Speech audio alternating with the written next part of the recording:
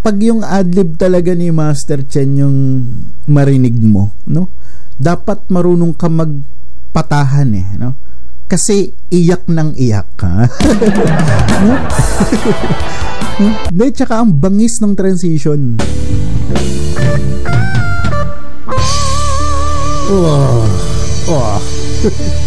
No? Hindi, ang hirap i-react ng umiiyak. So hi guys, na-miss ko po kayong lahat, no? Anyway, no, alam na natin guys kung anong gagawin natin, no? Kakaroon tayo ng review, analysis, and reaction dito sa paboritong banda ng lahat, no? Ang Franz Rhythm. Okay, so guys, cover nila, no, yung kantang Come Together ng The Beatles. Okay, so anyway, wag na natin ito patagalin guys. Sa lahat ng mga nanonood po sa akin, ang aking reaction video po ay magkakaroon ng mga putol post ko saan po ako nang bibigay ng komento sa mga hindi po interesado, gusto nila mapanood yung video ng buo. Pwede na panoorin po guys sa mismong channel po ng Franz Rhythm, mas maganda. So dito po magkakaroon tayo ng mga reaction. Ayan, so wag na natin ito patagalin. Okay, or let's go. Wow. Wow.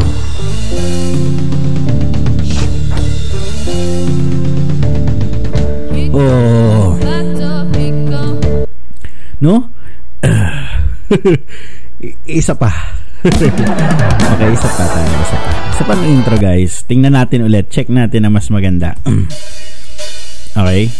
Dudes, count. Oh. Wow.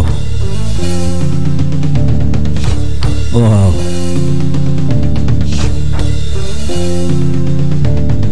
Oh. Okay. No? Wow. Di ba? Hindi, di ba? Ganito sila kadetalyado sa kanta. No? Doon sa intro makikita di ba? Pagdating talaga sa Franz Rhythm, marami kang iisipin. Ha? Isipin mo, pati palakpak ginawa na nilang instrument. Ha? No? De, yung ganitong klase kasi ng mentality pagdating sa music, for me, napakaganda. And from that, nabibigyan nila ng buhay yung isang kanta. Kung paano nila yun i-execute, parang ganun. Detalyado sila mag-isip kung paano nila gagawa ng paraan, paano sila makakabuo na mas magandang tunog, no? And kudos pala kay Dudes, no? Sa intro na yun, ang swabe nung paggapang, no? Ng palo niya. Very nice intro. Okay, very good. 5 star agad.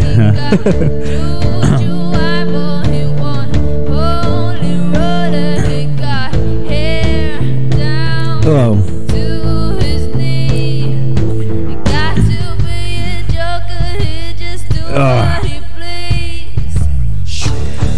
Pwede natin ulitin dun sa pagkanta ni Master Char. Konti lang.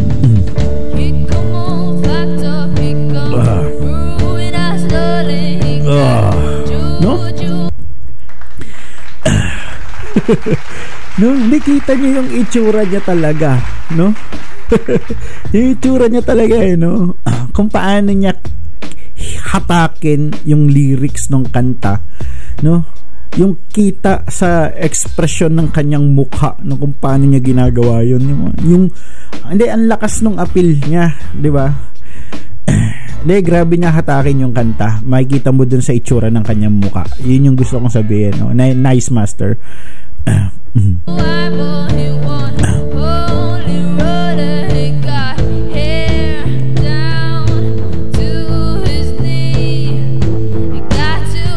No. Oh, no? No? See that? Pag kumakanta si Master Char, no? Nakakahawa yung kanyang mukha. yung pag dinidiinan niya yung linya, no? Yung parang nanggigigil, no? Sumasabay din yung pagkunot din ng mukha mo. No? Dahil sumasabay din yung kanyang pagkunot ng, alam mo yun, yung pagkunot ng mukha niya, no? And nakakadala, no? Sa mga vocalista po, ang ganda po tingnan ng ganun, no? Yung pag kumukunot yung bandang sa ilong. Okay, so check natin. Nice. Ito na naman si Palakpak. Oh, isa pa to. Okay. Yun, nakita nyo yun guys, isa pa yun, no?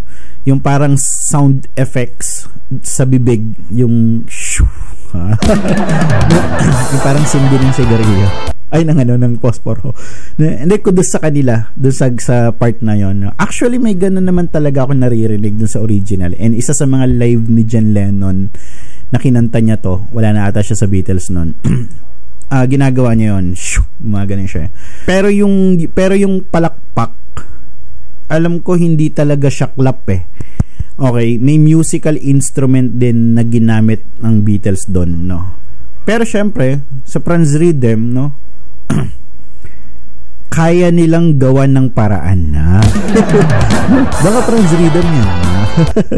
Okay, let's go.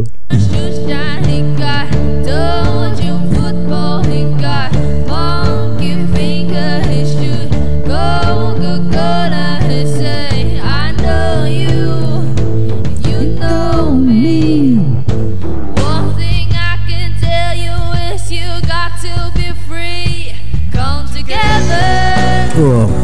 Right now. Over me. Oh. Oh. Di, ang ganda talaga, no? For me, yung intro na to na Come Together, no, ang isa sa pinaka nagagandahan talaga ako na intro.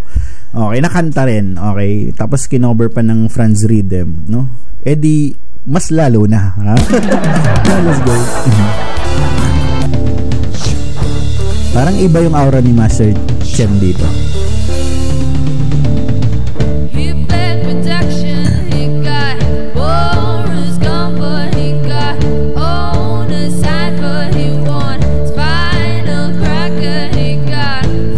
Wow.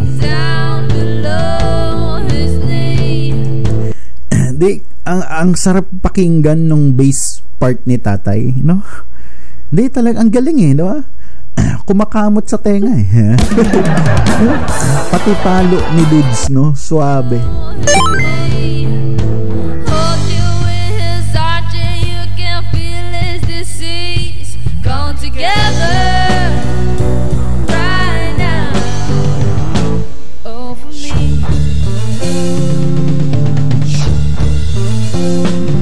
Oh. Wow. Oh. Oh. Okay. No? This is it, ha? Di, alam ko, nakaabang tayong lahat, ha? No, iba kasi talaga yung aura ni Master, para may gagawin siyang malupit, ha? Ulitin natin ng konti, guys, dun sa part ng kay Char.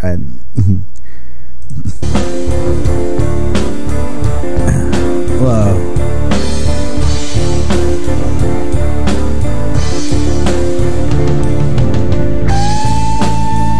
Wow.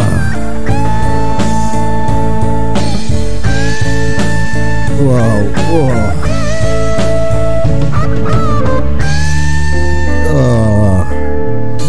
Wow. Wow, no? Ang ganda nung adlib part. No? Pag yung adlib talaga ni Master Chen yung marinig mo, no? Dapat marunong ka magpatahan eh, no? Kasi iyak ng iyak ka. No? Hindi, tsaka ang bangis ng transition. Okay, kaya ako inulit eh, kasi gusto ko dun tayo start dun sa nag-instrumental na sila. Okay, mula kay Char papunta ka dun kay Master Chen, no? Pataas ng pataas eh yung energy, no? De, ang ibig kong sabihin na pataas ng pataas, no?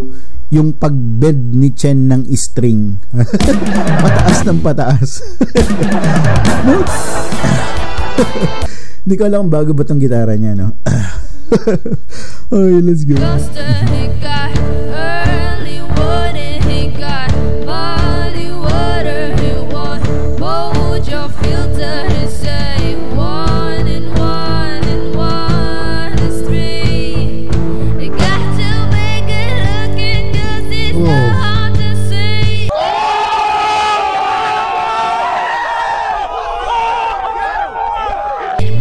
Wow. Wow, nice. Wow. Wow, ang ganda nun. No? Speechless na ako nito, master. Sobrang nagaling yan, no? Sobrang nagaling ni Master Char, no? Hindi rin siya nagpahuli, no? Tinaasan din niya yung banat niya. Wow. Okay, let's go.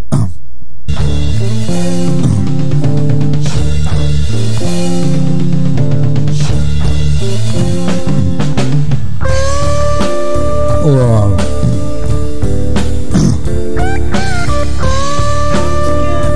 Wow.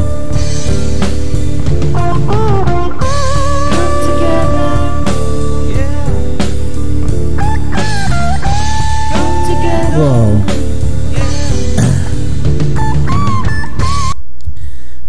No. Di, ang hirap i-react ng umiiyak. Kaya pala ang swabe ni Master Chen, no? Naka-18 pala.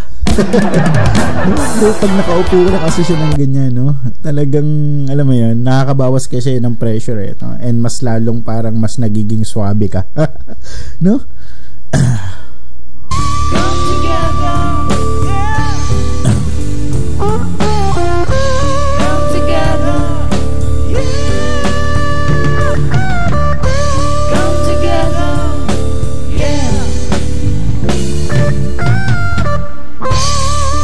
Oh. Oh. No? Thank you so much for watching. No? Dito ba yung nakita ko? My goodness, no? Iniikot-ikot pa yung string. No?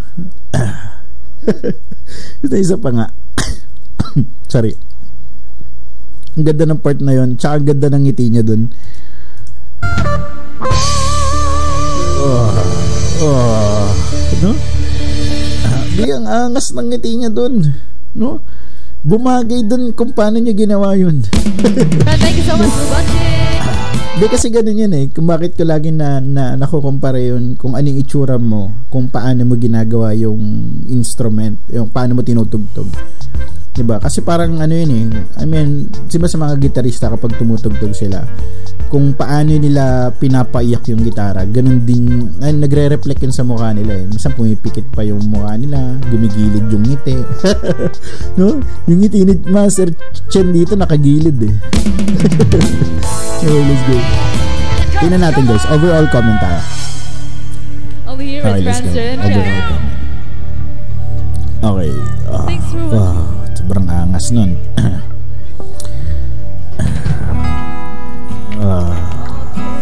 Okay. Overall, hindi, gusto ko mag-comment kay Dudes, no? Overall. May pinakita niya, no? Parang, paano ko ba sasabihin? Pinakitaan niya tayo, no? Ng Malaringo star na palo. No? Parang parang first time ko nakita yung mukha niya dun sa dulo ng part, no, na kumunot, no, yung nanggigil talaga siya, no. No, gano'n siya. No, feeling ko ang hirap ng palo kasi marami siyang transition, tapos parang nag-iiba ng beat, pa iba-iba ng beat, tapos may mga bagsak, di ba? Pero na-execute niya ng lahat ng napakaswabe, no. Feeling ko nga feeling ko di siya nahihirapan, no. Feeling ko natural na lang, eh. No, parang natural na lang sa kanya, no. Ganun siya kagaling, no. Anyway, overall comment, no, ang lakas ng cover na to for me, no. Wow, no, nabigyan nila ng hindi lang hustisya, no, talagang hinigitan pa nila. Hinigitan pa nila yung expectation ng mga tao sa pag-cover nila ng kantang to. Okay? So, no, and napanood nyo naman, guys, kung ano nangyari, no. Hindi ko na patatagalin. Maraming salamat po sa lahat, no. Na-miss namin kayo lahat. Diba? Muli, ako po si Dong A.